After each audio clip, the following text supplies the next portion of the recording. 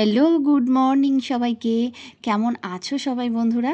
আশা করি খুব ভালো আছো, সুস্থ আছো। আমিও খুব ভালো আছি। সাইনিং রেনবো ব্লগ চ্যানেল থেকে আমি সঙ্গীতা চলে এসেছি আরও একটি দিনে নতুন ব্লগ নিয়ে। তো দেখো, আজকে আমার ব্লগটা শুরু করছি ব্রেকফাস্ট দিয়ে।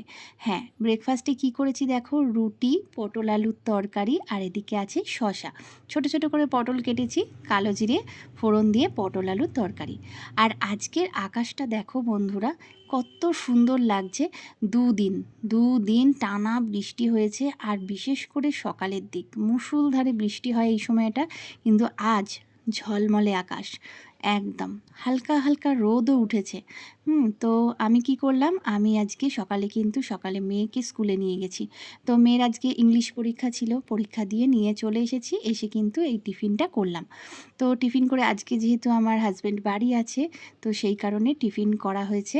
আর ছেলে ভাত খেয়েছে, আর মেয়ে খেয়েছে রুটি, আর আমরাও খাচ্ছি কিন্তু রুটি আর তরকারি। তো চলো, আজকে যেহেতু হাজব্যান্ডের ছুটি আছে, তাই ব্রেকফাস্টটা সেরে ফেলছি। তবে অনেকটা বেলা হয়ে গেছে, 10টা বেজে গেছে।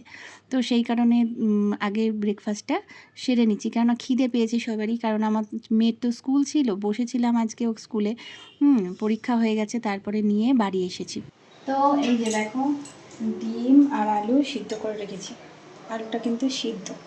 তো দেখতে পাচ্ছ, ডিম আর আলু করবো, এটা ভেবেছিলাম, ওই কারণে ডিম আলু সেদ্ধ করে রেখেছি। তারপরে গিয়েছিলাম বাজারে, ঠিক আছে। তো বাজার থেকে মানে হঠাৎই বাজারে গেলাম, কারণ আজকে আমার বর বাড়ি আছে। তো গেলাম যে দেখি কি আছে না আছে। তো চলো দেখো আর কি নিয়ে এসেছি বাজার থেকে। এই দেখো, লোটে মাছ বেশ বড় বড়ই ছিল, জানো, ভালোই বড় বড় ছিল, তাই কেটে নিয়ে এসেছি। দেখো, একদম কেটে নিয়ে এসেছি এই যে মাছগুলো। তো প্রিয়, তবে এটা আজকে করব না। তো চলো আজকে কি করব সেটাই দেখাই। কি বলতো বাবান? ইলিশ মাছ। প্যানটা না, বড় সাইজটা। আর একটা জিনিস বলি, এই দেখো পুরো ডিম ভর্তি, দেখতে পাচ্ছ, পেট মোটা, বুঝেছো, পুরো ডিম ভর্তি মাছ। তো চলো, এই মাছটাকে এখন আমাকে কাটতে হবে। তো আমি নিজেই কাটবো, এটা বাড়িতে নিজে মানে মনের মতন পিস করে কাটা, ঠিক আছে? ঠিক আছে, চলো কেটেই ফেলি, ঠিক আছে। এত বড় মাছটা আমাকে কাটতে হবে, কোনোদিন কাটিনি এত বড় ইলিশ মাছ। ছোটো মাছ কেটেছি, ছোটো ইলিশ কেটেছি, কিন্তু এই এত বড় ইলিশ, ভরা ইলিশ দোকানে কেটে দিলে হয়তো অনেক সুন্দর পিস হতো, কিন্তু এত বড়টা বাড়িতে এনে সবাইকে দেখাতেও মজা না।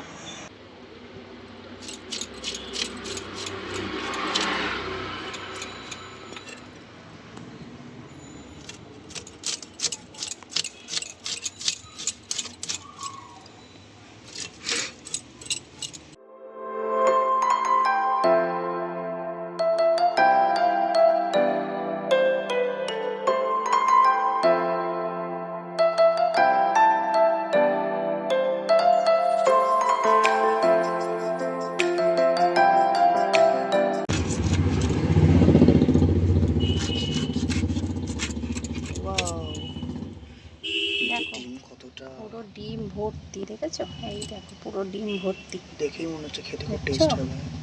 পিসগুলো ভালো করে করি, বাবাকে ডাকতে পারতিস একটু, পিসটা দেখাতাম কিরমভাবে করবো। বাবা তো বোনকে নিয়ে বসে আছে। দেখো বন্ধুরা, ধরতে পারছি না এতটা, এই দেখো এদিকে দেখা, এই যে এতটা চওড়া যে ধরতে পারছি না, সরু হলে না ধরা যায়, কিন্তু এতটা চওড়া কেমন ডিম, এই দেখো বেরিয়ে গেছে, বুঝেছো? গন্ধটা ভালো আছে, স্মেলটা পুরো টাটকা মাছ।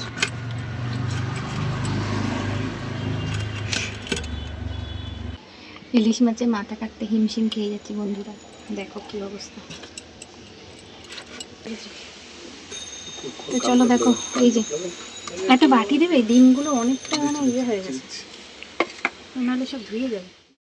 মাছ কাটার সময় দেখতে পেলে বন্ধুরা, এত রোদ্দুর যে আমি ক্যামেরার দিকে তাকাতে পারছি না, যে তোমাদের সাথে কথা বলছি মানে চোখ তাকাতে পারছি না, এত রোদ্দুর। তো যাই হোক, কদিনের পরে এত সুন্দর রোদ্দুর উঠেছে যে জামা কাপড় মেলাতে কিন্তু একদম জামা কাপড়গুলো টেনে শুকিয়ে গেছে। তো অনেক দিন পর এমন সুন্দর একটা সকাল, রোদোজ্জ্বল একদম সকালটা পেলাম, বলো বন্ধুরা। তো তোমাদের কাদের কাদের ওখানে এত সুন্দর রোদ্দুর উঠেছে আজকে একটু জানিও, নাকি বৃষ্টি হচ্ছে সেটাও জানিও। তো এখন দেখো আমি মাছটা কিন্তু একদম নর্মাল যেরকম নুন হলুদ দিয়ে মাখানো সেরকমভাবে মাখিয়ে নিলাম। তো এই হচ্ছে মশলা, আসল দেখাই। হ্যাঁ, মশলা দেবে একটু সামনে। এই যে ইলিশ মাছের জন্য আজকে এই যে আদা কুচি নিয়েছি, 3টে লঙ্কা, বেশি ঝাল দেবো না। আর এই যে এদিকে আছে পোস্ত, এদিকে আছে সর্ষে পোস্ত দিয়ে হবে ইলিশ মাছের ভাপা। ইলিশ মাছ, টাটকা ইলিশ, এরকম ডিম ভরা ইলিশ কিন্তু যত নর্মালভাবে রান্না করবে তত কিন্তু টেস্টি হয়। তো একদম মানে কি বলো তো, সিম্পলভাবে আজকে টেস্টি একদম ভাপা করব, ইলিশ ভাপা। আর তার জন্য সর্ষের তেল মাস্ট। ইলিশ মাছ ভাপা হোক আর যেই রেসিপি হোক ইলিশ মাছের, সর্ষের তেল দিতেই হবে, সর্ষের তেলেই কিন্তু ভাজবে। হ্যাঁ, তোমরা অনেকে কাঁচা ইলিশ রান্না করতে পারো, তবে আমি কিন্তু কাঁচা ইলিশটা ঠিক মানে নিজের মনোপুত হয় না। ওই কারণে হালকা করে অল্প মানে জাস্ট তেলের ওপর অল্প একটু নেড়ে চেড়ে নিলি, মানে ভাজা করি আর কি, খুব ভাজা নয়, কড়া ভাজা না, হালকা ভাজা।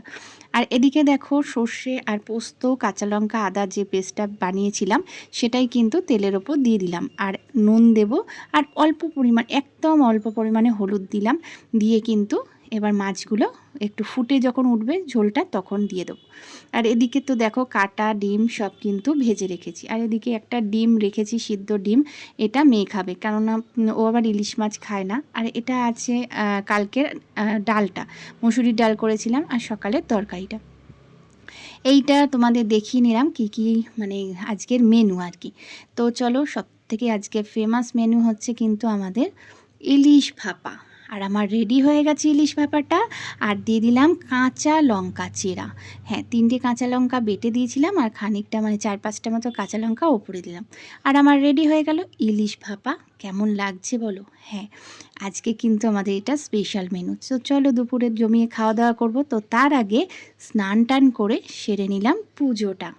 তো আমার গোপুসোনার পুজো কিন্তু আজকে আমার একটু দেরি হলো, তো ক্ষমা করে দিও ভগবান, বলেই নিয়েছি। তো দেখো এই যে দুধ পুলি আর সরভাজা দিয়ে ঠাকুরকে কিন্তু পুজো দিলাম, গাছের ফুল দিয়ে লাল হয়ে আছে সিংহাসন, দেখতেই পাচ্ছ। তো কমপ্লিট হয়ে গেল। এবার কিন্তু এখন বাজে 1:30। তো চলো এবার সবার খাওয়া দাওয়ার পালা, খেয়ে দিয়ে নেবো। তো সেটা কিন্তু তোমাদের সাথে আজকে শেয়ার করা হলো না বন্ধুরা, দুপুরে খাওয়া দাওয়াটা রান্না পর্যন্ত শেয়ার করলাম। আর সন্ধেবেলা একটুখানি আলুর পকোড়া বানিয়ে নিলাম। আলু পাতলা পাতলা করে কেটে বেসনে মানে ডুবিয়ে তেলে ভাজলাম, ভীষণ সুন্দর লাগে। তোমরা এই আলুর পকোড়াটা কে কে খাও অবশ্যই জানিও। তো চলো ভিডিওটা কিন্তু আজকে এই পর্যন্তই বন্ধুরা, আবার দেখা হবে নতুন দিনে নতুন কোনো ভিডিওয়। তো ভালো লাগলে অবশ্যই একটু লাইক, কমেন্ট আর সাবস্ক্রাইব করে দিও। তো চলো এটা একটু মুড়ি দিয়ে খাওয়া হবে। টাটা, বাই বাই, দেখা হবে নতুন কোনো দিনে নতুন কোনো ভিডিওয়।